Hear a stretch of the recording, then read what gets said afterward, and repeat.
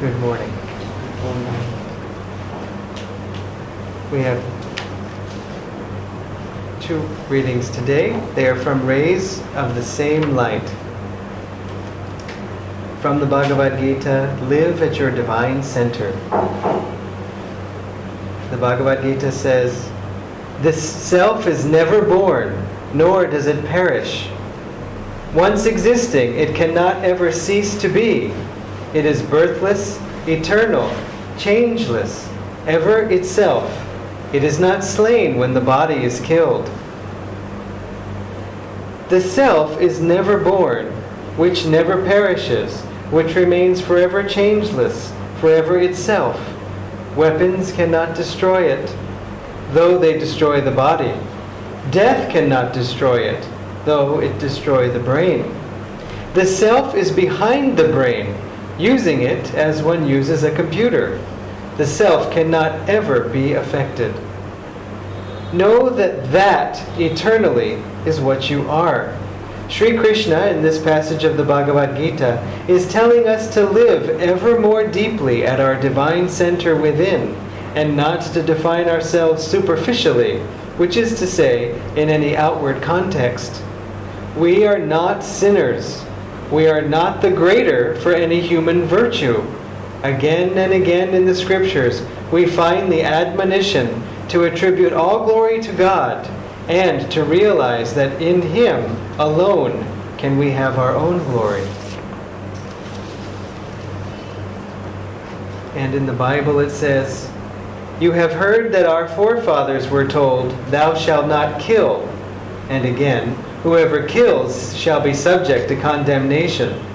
But my message to you is this: whoever is angry with his brother without cause already stands condemned.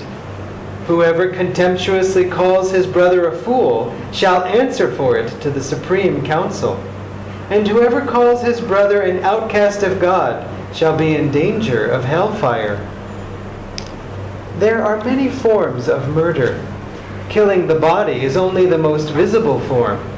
But to kill a person's belief in himself, or, even worse, to destroy his faith in God, this is a much more insidious form of murder, and one far more hateful in the eyes of God.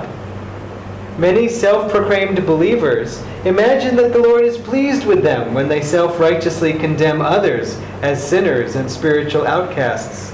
Jesus, however, forever offered hope even to the worst of sinners. He emphasized not the darkness of their sin, but their eternal potential as children of God to return to the light. In the famous story of the woman taken in adultery, He told her simply, "Go and sin no more." Worse than physical murder, which denies another person's right to live, is the sin of suicide, which denies life itself. Worse again than the condemnation of others as sinful is to condemn oneself as sinful. For by condemning oneself, one denies the very saving power of grace. As Paramhansa Yogananda used to say, the worst sin is to call yourself a sinner. There is the story of an occasion when Yogananda attended a gospel revival meeting. At a certain point in the proceedings, the preacher shouted at his congregation, "You are all sinners! Get down on your knees!" Yogananda remarked later, "I looked around me and found I was the only one who wasn't kneeling. I wouldn't join them because I wouldn't accept that I was a sinner." It is an irony of human nature that in our judgment of others, we judge ourselves. If we hate weakness in others, it is because there exists in ourselves too some weakness of which we are ashamed. If we hate others for their pride, it is because on some level our own pride gives us discomfort. And if we condemn others as sinners, it is because somewhere deep within us we fear that we too may not be living in God's grace. From love for God, faith is born. Charity towards others nurtures love for God. If we judge others kindly, we will feel God's kindliness and grace in our own hearts. Jesus put it beautifully in this beatitude, "Blessed are the merciful, for they shall obtain mercy." To live close to God, we must see Him as our loving Father, never as a wrathful judge. He is our very own. The approach to Him is, for everyone who awakens in Him, an act of recognition. The prodigal son returns at last to his divine home, where alone he has ever belonged. Live therefore in God's love. He will guide you on the path of righteousness until you achieve final union with Him. For thus, through the Holy Bible, God has spoken to mankind. And let's chant Om together. Om.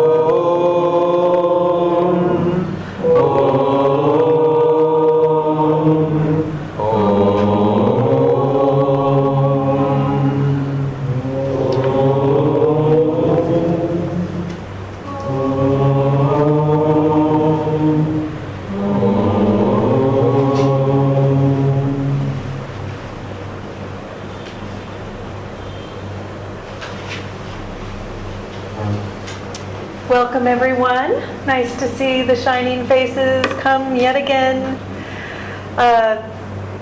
There are so many levels of taking what this reading was about. So many different kinds of ways that we can experience God that create changes in ourselves. He was talking about this concept of when we judge others, we are actually judging ourselves. We're all interconnected. We all really are one. And it's theoretical until we experience that truth. All truths are theoretical until we actually experience them on some level. Some are lucky to have spontaneous experiences. I've mentioned before the book Dying to Be Me by this woman named Anita Moorjani. She lives in Singapore. She's an Indian woman but lives there. And she had her near-death experience from cancer. She was dying. The cancer had taken over her body, and she went into the other side. And when she did this, she had a full holistic experience. She saw everyone interconnected. It was like a samadhi experience she basically had. Everyone was interconnected. She saw how her beliefs that she held created the cancer in her body. And those beliefs were societal beliefs that were imposed on her from the culture that she grew up in. You must be a good wife this way, you must do things that way, you have to follow these rules.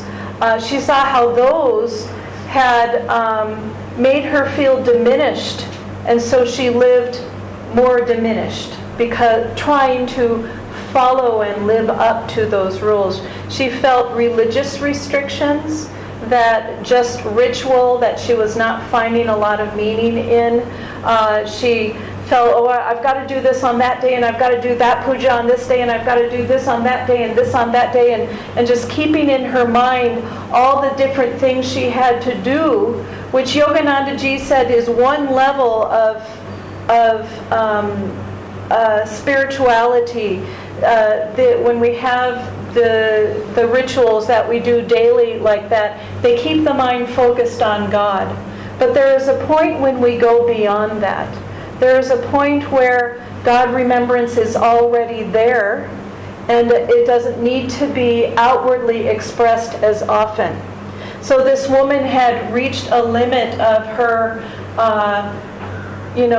religious training or upbringing in her life as well, and she wasn't she was again being hemmed in by the rules that she was feeling she had to follow, even though she was not feeling in her heart that she was really experiencing the full meaning of things and really going beyond just the ritual itself, going beyond the form. So she saw these things, and then she also had a level of self-criticism just about herself in general, a perfectionism, some kind of, just thoughts about herself that were not encouraging. Thoughts that I think, when we all do this, she was imposing on herself in order to try and be good enough to not rock the boat, to not create conflict with other people when she believed something differently. Instead, she diminished herself, to not speak up when something needed to be said, to just basically she oppressed herself. You can blame society, religion, or anything like that, but in actuality, it's our own self that's abiding by restrictive, repressive type energies, and it's up to us to expand beyond that type of form in order to go to the experience of God, which is a higher dharma. It's a higher reality than ritual that does not mean as much. And Yoganandaji came to unite all religions on that level, calling it Sanatana Dharma, that we are all trying to experience God, and that bypasses all ritual. Ritual has that God-reminding activity, which is very useful, but when we go to the actual experience of God, you don't even feel like doing ritual. You're in bliss, and you function from that point. And so doing a ritual feels like you have to come out of the bliss in order to do that, unless you have to perform the ritual or something like that. So she felt all these different influences in her life, and she had a magnificent experience of light, a magnificent experience of her soul. She felt the blessedness and the gloriousness of her soul as one with God. And she felt the gloriousness of her soul in communion with all the other souls. And I had mentioned before how she was in Singapore, but she saw her brother in Mumbai running to the airport. Running from his taxi into the airport, trying to get the ticket, trying to get the airplane, not miss the airplane, and come and get that. She heard the people of rooms down the way talking about her case. She felt all the sadness of her family members who the doctor said, sorry, she's gone, right there in front of her. By the way, never do that with someone who's in a coma. They hear every word. And so she was hearing all of that as well as having this wonderful experience. She kept talking about it as a tapestry of life, meaning every person had a reason for being, including her. And so she saw the importance of the individuality of her soul and the importance of having a true experience of communion, a true experience of God. And so when she, and again, the reason why, because she was not expressing the gloriousness of her soul in her life, the reason why the cancer came. So when she came out of that experience, The cancer disappeared from her body in 1 week. Now, she was riddled with cancer everywhere. I don't remember where it began, which cancer it was, maybe breast cancer, something like that. But of course it takes over the lymph glands, it takes over everything. So she was disfigured from all sorts of things going on with her. They disappeared. The doctors wouldn't believe it, and so she let them continue to do tests and continue to give her chemotherapy so that the doctors could prove to themselves she actually had been healed. And she was guided to play out that Leela with the doctors so that they could realize, wow, someone had a spontaneous healing here. And so we're not all as lucky as Anita.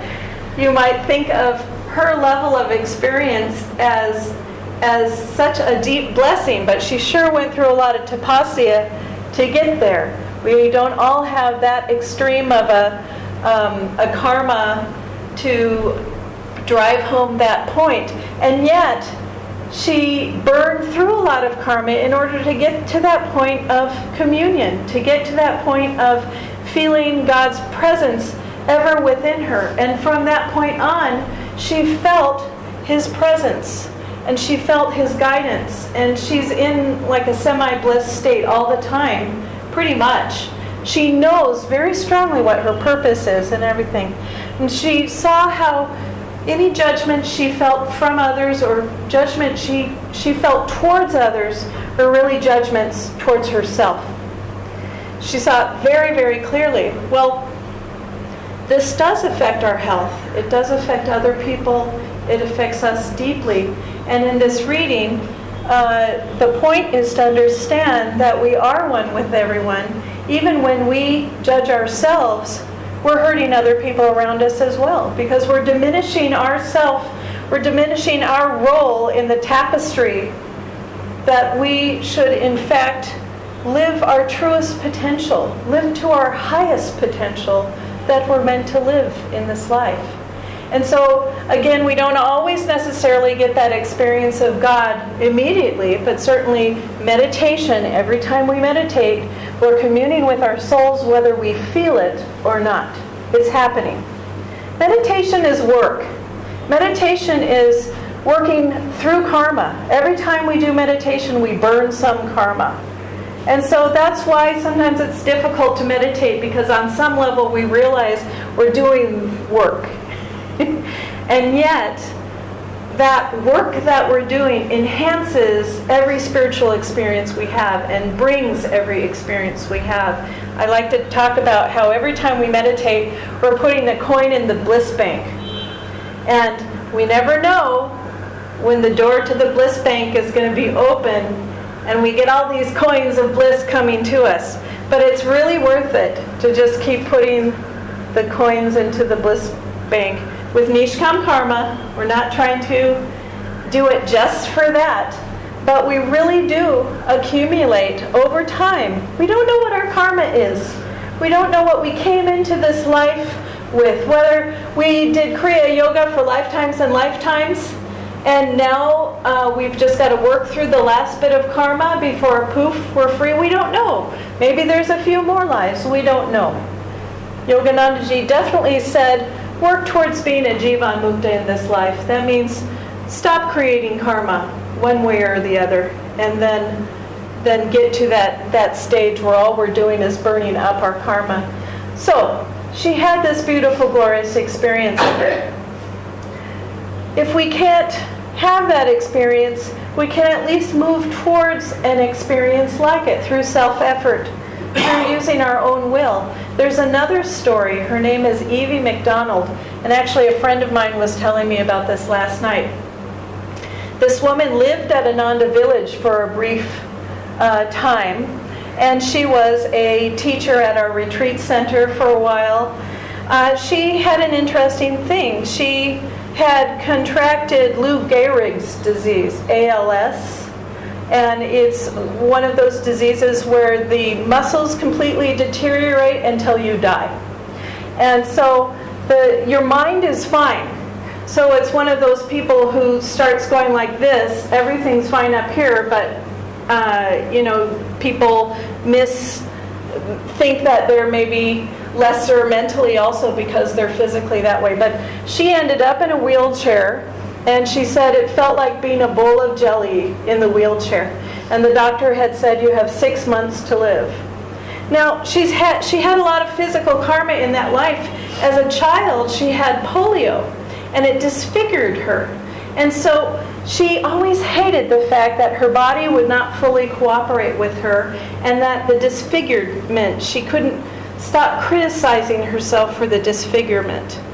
And then when she got ALS, again, her body was failing her, and again she was doubly criticizing herself. I can't do this anymore, I can't do that anymore. And she fell into a depression and anger for a few months after learning ALS. At the time she had the diagnosis, the doctor said she had 1 year to live. But then she spent many of those months in that depression and anger state. She hadn't accepted her condition yet. She wanted it to change. She wanted her body to change. And when things don't go the way we want, we get angry. So it's natural. It's understandable. However, she realized, wait a minute, I'm about to die. I need to get my consciousness into the right state, because the state of consciousness I have at the point of death is the consciousness I'm going to go into the next world. I need to really get in the right state of mind.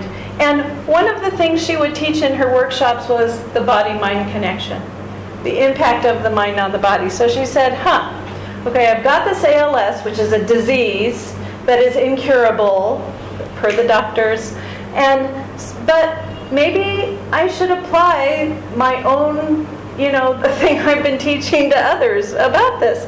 And she said, one of her deepest desires, though, in order to get to this state, ready to die, was to feel unconditional love. She had never felt that within her, around her. She had never felt that before. She really wanted to get to a state of unconditional love so that she could die in that state. So that was her desire. She was not, at that point, especially with all the disintegration that happened in her body, she was not asking God, heal me. She was preparing for death. So she decided to apply her own concept. So she sat in her wheelchair in front of the mirror one day, and she wrote out all the negative thoughts she was having about herself while she looked in the mirror. And then she wrote down all the positive thoughts she had. So the negative thoughts were this long, and the positive thoughts were this long. And it was very discouraging. When we're run by negative thoughts, we feel as though, when are these thoughts ever going to end? When we've got a run of negative energy flowing in our lives, it's very hard, once we've gone with it for a while, to get out of it. So she was attempting to break the habit of that negativity she had towards herself. So she decided every day she would go in front of the mirror and she would find one thing that she could like. And then she also would say positive, encouraging things to her body. I mean, imagine going like this. She might say, thank you, hand, for still being able to hold a cup. These are things. Just even one small positive thing. Master said that when we feel a small bubble of bliss, which is, a very positive thing, to puff on it and allow it to become bigger. The way we can do that is when there's one small positive thing happening, go into its center and stay with the positive and block out all the negative. That's what you do with bliss. You find a bubble of bliss, you go through that bubble of bliss, you ignore all the other thoughts going through the head that are saying, you don't deserve bliss, you don't deserve to feel the connection with God. All those negative pulls that happen for us, we go through the center of that bliss and expand it. And that's how, when we puff on that little thing of bliss. So she was finding one positive thought, puffing on that positive thought to help it expand her consciousness, to help flip her energy. Her energy was coming through the medulla oblongata down when she was in negativity.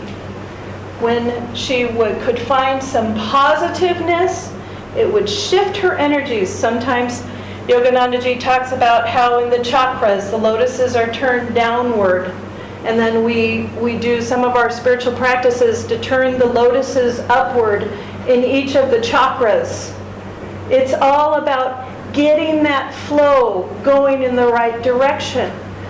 So every day she practiced, okay, I like, my fingernail looks good. Whatever it was. And she really did a lot of self-effort to do that. She found that over time, she was able to actually get more and more into that positive flow. And the negative things on her list started disappearing until she was feeling love. And that love began to turn into unconditional love. And she began to express that in every aspect of her life. And she began to also express that to others. So she not only felt unconditional love and acceptance for herself, for her condition, but also for others. Her body started to heal. The ALS completely went away. This was 1976. She's still alive and well. She's actually a Christian minister in the U.S. somewhere. And so she healed herself. This is unheard of with ALS, that disease. She said, forget it. I am not going to be in those negative states. We feel sometimes we have to be negative to be real. I got to know what my faults are so I can fix them. It's not that way. We all have faults. When we focus on the faults, it's just as egoic as when someone says, I'm great. You can say, I'm great, and everyone can say, that guy's full of ego. And then another person that says, I'm so bad, I did this, I did that, I did this, I did that. What's the main word? I did this, I did that. This was bad that I did. It's still egoic. It's egoic to be contractive. It's egoic to be puffed up. And it's not egoic to tune into the true nature of our soul. It's not egoic to realize that our souls are glorious within us, and that's our true nature. And so we don't have to puff ourselves up and seem like we're better than we are, because we already are very glorious as our souls and as our individual goal of being on this planet is. And so she didn't get that experience like Anita, who had a spontaneous experience. But she had to get it through a lot of suffering, but it came. She instead did that self-effort, and then the experience came. Same with meditation. We have to do the self-effort, and then the experiences come. And so I wanted to suggest to everyone here, it may not be your body, it may be some other aspect of yourself. We all have little parts that we just don't like about ourselves. And if you can, write the negative thoughts that you have about whatever aspect you realize you're negative. Whenever we have moods, It's because there's some negative thoughts in there that are trying to drag us down. Listen to those thoughts. Instead, we accept the mood. I'm in a bad mood. Instead, listen. What are those thoughts that we're having? Write them down. Now, write down the positive thoughts about that same issue. Now, daily, try and find the positive thought that's in that issue and try and shrink that other list. We have to practice self-acceptance in terms of we're human. Sometimes we make mistakes, and sometimes there's nothing you can do about a mistake. Sometimes you can apologize and someone still doesn't forgive you. Sometimes we just make a mess, and we can send energy out to try and harmonize the mess, but sometimes we feel guilty and sorry for a long time after we've made those mistakes. It's time to let it go. It's time to let go of the mistakes. That's part of human nature, is to make those mistakes. Time to let it go. Do what you need to do in order to wrap up the karma around something you've done, but then let it go. And live in, okay, that didn't work out the way I wanted to. But if we just focus on that, a lot of the times when we focus on a negative situation that happened in the past, scientists have been doing a lot of study on the brain and what it does. And the brain will go over and over and over a situation, and what it's trying to do is change what happened already.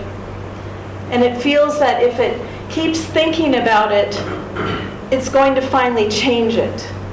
And so that's not a truth. And it doesn't help to think about a situation over and over again. Instead, we have to get rid of those repetitive thoughts and instead think about solutions. That's the solution consciousness we talk about having when we've meditated. When we're having our meditations, at the very end of the meditation, suppose you've got an issue you want to solve in your life. Maybe it has to do with this thing I suggested, an issue where you've got a level of negativity that you'd like to reduce. So in the beginning of your meditation, pray with your intention, help me to rid myself from this negativity. We can't get out of negativity in our conscious state of mind. We can't just think ourselves out of it. We have to get inspired and raise our consciousness. So have that intention in the beginning of a meditation, then let it go. Have your meditation. And then at the very end, say, well, Master, do you have any answers for me? This is after you've done your practices without thinking about anything. You're just doing your practices. You're not trying to, but you're trying to raise your consciousness. You're trying to open your heart. You're trying to have love flow through the heart, trying to give love up to God. These are all the things we do during the meditation. Sometimes they happen spontaneously. Sometimes we have to visualize it happening. By the time you get to the end of the meditation, you're usually more uplifted than you were in the beginning, unless it's a really bad day. But guess what? Even a micro inch or a pico inch is better, or a nano. No, is pico smaller than a nano? Pico is 12 to the minus 12. Okay, pico, that's better than 0. So you're at the end of your meditation, you're higher than you were before, then call out through your spiritual eye, help me solve this, and then just be open. Try and hear the answer from God. It's that still small voice inside your head, or listen in your heart for that answer. The heart is the receiving station. The spiritual eye is the sending station. So listen in the heart. And you might just find by the end of that meditation that whatever problem you thought you had disappeared. And instead, the answer was just go into higher consciousness. We have that problem consciousness when we're not meditating. When we do meditate, we go into that solution consciousness. So try and learn to work with these thoughts that come into the mind. Work with them so that we don't have to live in them. And realize that we are one with everybody. And so when we injure ourselves, we're injuring everyone. Really, there is that experience that we have together. If we could see ourselves now in this room on a soul level, we would see all these bright, shining souls just in the light, interconnected. Who knows how many lifetimes we've had before. Everybody's been everything to everybody before. Children, husbands, wives, enemies, friends, all these things. But on the soul level, it's who cares? The enemies, friends, everything else, that's karma that we created with others. But if we were just here on a soul level, the soul is ever understanding. The soul knows its true essence. The soul knows how connected it is with God, and not only that, how much God loves it and how much it loves God. We have complete awareness of that. Anita said, we are love. She saw it for herself. So we want to get to that point. Part of it is through belief. It's like, well, Master said that, Swamiji said that, okay, I may have to blindly believe that for a while. I'm going to do some experiments to try and prove it to myself. But I think I might take on authority that I am full of light and I actually am okay. I was talking yesterday about how we can have bliss in this moment. We do not have to think, oh, when I start meditating perfectly, that's when I'm going to be able to deserve bliss to come into my life. When I start fill in the blank, when I start doing fill in the blank perfectly, then finally I can deserve that unity with God. It sounds theoretical until you've had it. Then you know that the way you are right now is perfect as it is. It doesn't mean there's not karma to work out. It doesn't mean there's not personality issues to work out. But we have to understand that we really can have God's presence. And when God's presence comes into us, it is very healing. It will heal on so many levels as God wills it. If we have cancer and say, okay, I now have my experience of God, heal it. God will only heal it if it's meant to be healed. So we can't have attachment to what it's going to heal. But it helps burn up karma. There's all sorts of things that can happen when God's presence enters us now. So feel as though you deserve it. And if you think you don't, work on those negative thoughts. Work on feeling like you deserve it. Because you do. Because the soul longs for it. When I first started on the spiritual path, it was more difficult for me to meditate regularly. And when I would miss some and then come back to it, my heart would feel so hurt. First it would feel guilty, but also it would just, I could feel how my soul was saying, why didn't you commune with God? What was going on there? You know, what's going on? I got to have my communion, then you skipped sometimes, and then now I have it, okay, but give it to me. You know, we have to get to that point where daily meditation twice a day and energization exercises is something we look forward to and don't feel is a duty. Now we go through times where it's a duty and we're doing our duty. But we have to get to that point where we have cultivated enthusiasm and a lightness for this is what I want to do. And so if we're not in that state, this is what I want to do, then there's another aspect that we can work on those negative thoughts about. Why is it that I don't want to?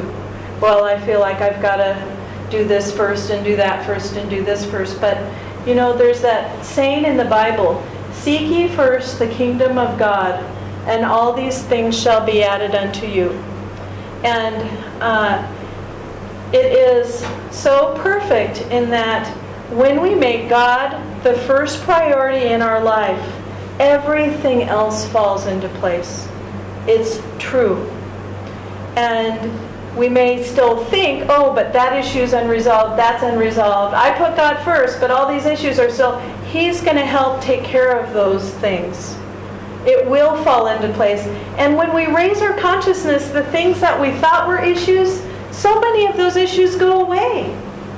When you live in bliss and function in bliss, it's like those problems aren't there anymore. They're gone. Did they really go away? Yes. Why were they there? Because our minds created them. When we're in the higher state of consciousness, every problem is solvable. Everything is solvable. First of all, most of the false problems go away. But then if we have real issues, how am I going to pay my taxes? Something we can say, how am I going to pay my taxes without going, oh my God, how do I pay my taxes? Without the emotional thing. And then suddenly God will help go in there. We have to use our own will. We're not like, God, pay my taxes for me, please. He'll say, okay. Tell your boss you need a bonus. Whatever it is. Sell cookies. Do something. Earplugs. T-shirts. So anyway, I wish you all this complete positiveness in your life and feeling of communion with the Lord. Om Shanti Shanti Shanti.